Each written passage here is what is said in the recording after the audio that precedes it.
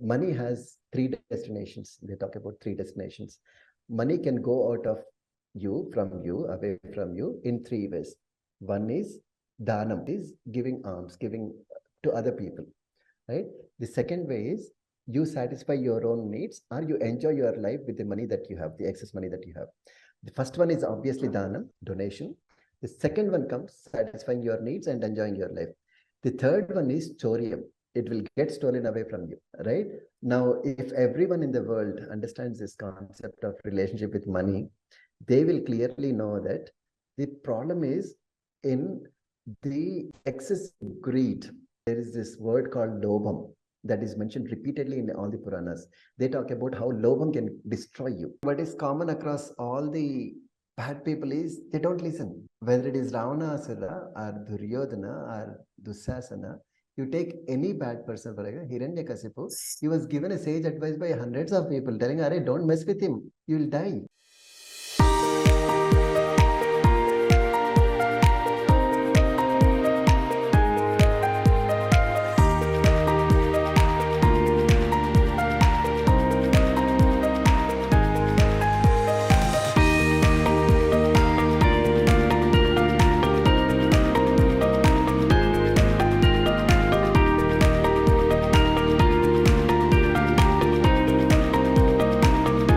We have Mr. Shmuel Yerushalmi has raised his hand.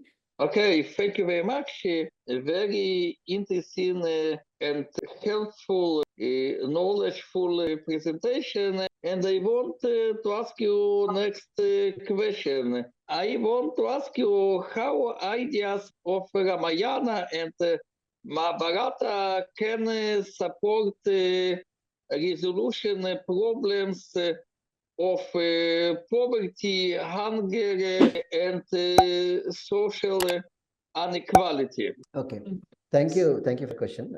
Thank you. There's one thing I added in the slide, but I did not talk about is relationship with money. Most of the problems that you talked about revolved around money. What did our Puranas tell us about? Very simple answer. When you have excess money, what should you do? There's a great story around it. Money has three destinations. They talk about three destinations. Money can go out of you, from you, away from you in three ways. One is dhanam, is giving alms, giving to other people, right? The second way is you satisfy your own needs or you enjoy your life with the money that you have, the excess money that you have. The first one is obviously dhanam, donation. The second one comes satisfying your needs and enjoying your life.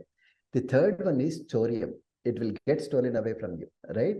Now, if everyone in the world understands this concept of relationship with money, they will clearly know that the problem is in the excess greed. There is this word called lobham that is mentioned repeatedly in all the Puranas. They talk about how lobham can destroy you, how moham, attachment to your material possessions, can destroy you. And these are answers that I find are very, very reasonable. There, in case of Mahabharata war, there was no solution except for the Krishna could not prevent it. No one could prevent that war. When it is absolutely right for the dharmic war to take place, it will take place. But otherwise, relationship with money, if you understand that, that can solve many problems. I know it's a difficult question to answer, but I tried. Yeah, very much. Yeah, thank you, Shmuel. And we have a question from Nikhila Shri. Sir, it will be nice if you suggest a book for explanation of Mahabharatam with examples. Okay. So what I think is Mahabharata, there's a Telugu book titled Bharatanloni Chinna Kathalu, short stories from Mahabharata. I am not able to recall the author's name. It's a beautiful book that contains about 20 to 25 stories from Mahabharata with great values embedded in them. That's a great book. But there is nothing like reading the original literature. If your mother tongue is Telugu, then you should read Mahabharatam. I read 2 or 3 times, 3-volume book that I have. It is written by Dasarathi Rangacharya. It is beautifully written, and that 3-volume book comes to around 1400 to 1500 pages, but it's simply awesome, simply beautiful. The way it is written, the language, the content, the analysis. When you buy a book on Mahabharata and Ramayana, buy a book that not just narrates a story, but it also writes a commentary on that story. It comments about it. And the analysis written by Dasacharya after the end of every chapter or at the end of every suitable topic, his analysis was super. And I gained a lot from it. So don't just read the stories, but read also commentary written by experts in that area. So is that book available in English also? This book is available in Telugu. Dasarathy Rangacharya's book is available in Telugu. And I suggest don't read English literature. If you ask me personally, English has a very poor ability to express the true essence of what is in Mahabharata and Ramayana. English language fails miserably in conveying that. But it will be very sad, very unfortunate if you cannot read it in your mother tongue. If it is Hindi, Telugu, Bengali, whatever it is, right? You should be able to read it in your mother tongue, and you will have a natural connect that you will develop. I tried to read it in English, but English did not give me any connect whatsoever. So I'm seeing a question from Soumya. She says, in recent times, many movies and social media platforms have portrayed Karna as a hero while diminishing Arjuna's character. How do you view this shift in narrative, and what impact do you think it has on one's perception of these figures from Mahabharata? Okay, so first of all, I completely disagreed with the portrayal of Karna as a hero in the movie Kalki, especially Kalki. There are many reasons. I can take an hour to talk about it, but essentially, I like the fact that Kalki movie has generated some interest in Mahabharata. I don't know what they aimed for, but if it has generated a lot of interest in Mahabharata, it's a positive outcome. But many people finally are essentially, they are of the same opinion that it was wrong to portray Karna as a hero. Simply because Karna was always on the side of the adharma. He might be a good person.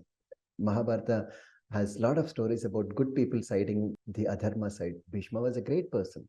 Drona was a great person. But why are they fighting against dharma, against the god? God Krishna was fighting the Kauravas. Why are Drona and Bhishma fighting against the god himself? They know that Krishna is powerful and is an incarnation of Vishnu. In spite of knowing that they fought against dharma, why? Why did they do that? Karna is a classic case of totally confused soul. He didn't know where he belonged. He was a good person to some extent, but he was not a great person. He lost a war to Arjuna several times. How can he be better than Arjuna? There was a time when he saved Bhima's life. He trapped Bhima in a big way, and he did not kill Bhima because he promised Kunti that he will not kill 4 sons of hers except Arjuna. But Bhima, I read that story again and again. When Bhima was trapped in a very, very end of the day, at the very end of the day. And before that, Karna was himself trapped by Bhima a couple of times, 2 times. In that war, Bhima traps Karna and he was about to kill Karna. Karna just runs away from the battlefield. Right? Karna was a good person, but I don't think he's a great person. But it generated a lot of interest. So I have Srivani ma'am raising her hand. Yeah, my Yes. question was when you said Abhimanyu was killed not following the rules of war, is it true that Arjuna did not follow the rules of war when he killed Karna, because Karna got off his chariot and was changing his wheel when Arjuna killed Karna? Right. So there are actually 3 instances. You mentioned only one instance of adharma, what is perceived to be adharma. In the first case about killing of Bhishma, the way Bhishma was killed was also kind of adharmic. Not entirely adharmic, but what happened in the case of Bhishma was Bhishma had a vow that he will never fight a woman or a transgender. In this case, Sikhandi, right? So Arjuna stood behind Sikhandi and started pouring arrows on Bhishma. Bhishma was fighting, making sure his arrows go only towards Arjuna, but not towards Sikhandi. They were still fighting a war, except that Arjuna was fighting from behind, right? Was this adharma? The way Krishna explains and the way Arjuna explains about this is, this person, Bhishma, cannot be defeated by any other way. His defeat is important for dharma to win, and therefore for the war to end, for the dharma to win, a small sacrifice is probably okay. It's a justification that we hear. Same thing happened in the case of Dronacharya. When he was killed, Yudhishthira was lied about the death of Ashwatthama. Aswadhama Atah Kunjaraha is a slogan that we hear many times, right? But again, there are two people in Mahabharatam that can never be defeated no matter what. And those two people were Bhishma and Dronacharya. They can never be defeated no matter what. And therefore, even for in the case of Bhishma, Sri Krishna himself steps into the battlefield owing to kill Bhishma. He promised that he will not participate in war, but he is bent on Dharma's win. Therefore, he was ready to kill Bhishma. Even the Lord himself, the king, the God himself, is compromising on Dharma for Dharma's eventual win. Now, in the case of Karna's killing, Karna was talking about all good things. You have to be nice, you have to be moralistic. But who is Karna to talk about morals? The way he handled Draupadi, the way he handled, the way Abhimanyu gets killed is the most atrocious event that you can ever imagine in Mahabharata. When that thing happened, Arjuna asked him, who the hell are you to talk about morals? You are about to die in my hands. You run away from the battlefield? He would have saved him. He did not run away from the battlefield because his ego was hurt. If I run away from the battlefield, how can anyone treat me as a hero? Therefore, I'm not running away from the battle. Had he run away from the battle, he would have been saved. Had he shown his feet, the back, says, I surrender. He did that many times, but not for Arjuna. Even for Bhima, he said, I surrender. Let me go home. He went home. He rested and came back. He would have done the same thing for Arjuna. He did not do that. What killed him is his ego, not the adharma, right? He was fighting. Even when standing on the ground, he was still fighting and he got killed. One of our teammates is asking a question. Could Ravana's downfall have been avoided if he had listened to Vibhishana's counsel? It's the same thing. What is common across all the bad people is they don't listen. Whether it is Ravana Asura or Duryodhana or Dussasana, you take any bad person, for example, Hiranyakasipu, he was given a sage advice by hundreds of people telling, Arey, don't mess with him, you will die. Ravanasura was also given the same thing, same counsel. Even of the 100 brothers of Kauravas, Duryodhana's one of the youngest brothers is named Vikarna. During the Draupadi Vastrapaharanam, if there is anyone who spoke up against this Draupadi's insult, was Vikarna. He was a Kaurava. He said, stop this nonsense. Why are you humiliating a woman in this court? Our ancestry is such a powerful ancestry. Why are we doing this? Why can't we stop this? Did Duryodhana listen to him? Did Duryodhana listen to his own father? Vinasakale viparita buddhihi is what people say. When Vinasanam is certain, buddhi goes in a viparitam manner.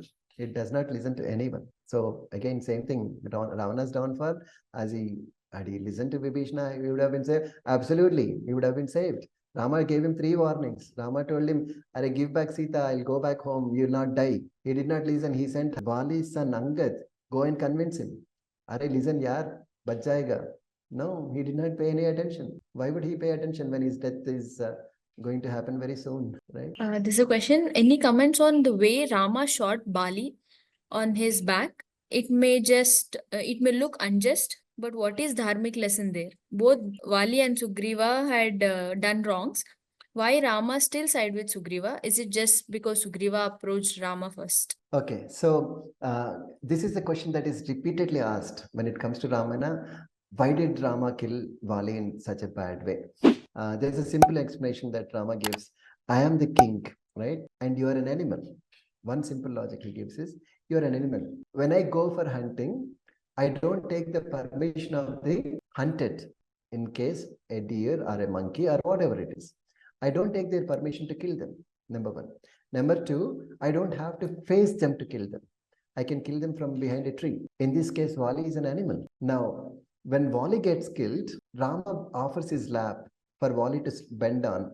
And Vali asks Rama, if you wanted Ravana, I could have put him in under my armpit, brought him and thrown him in front of you, and he would have taken your forgiveness and you would have returned Sita. Why didn't you take my help? My brother is such a weakling. Why did you take his help? He said, Vali, you're uttering all the morals right now. Is it right to steal your own brother's wife? You took away his wife.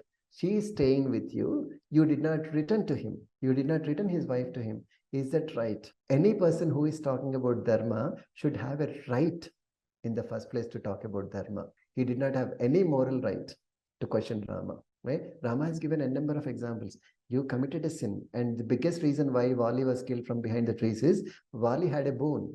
The boon is if anyone stands in front of him and starts fighting him, Wali would get half of the 50% of the other person's power to him. Rama is such a powerful person. If Wali gets 50% of that power, what will happen to this world? Rama had the dharmic compulsion to protect his power from going to other people. Why would he do that? Why would he face him face to face? Why would he fight him face to face? So there are many things. There are many sukshmas that you should understand, and the intellectual capability or the intellectual honesty of these people can never be questioned. We are very ordinary people to question them.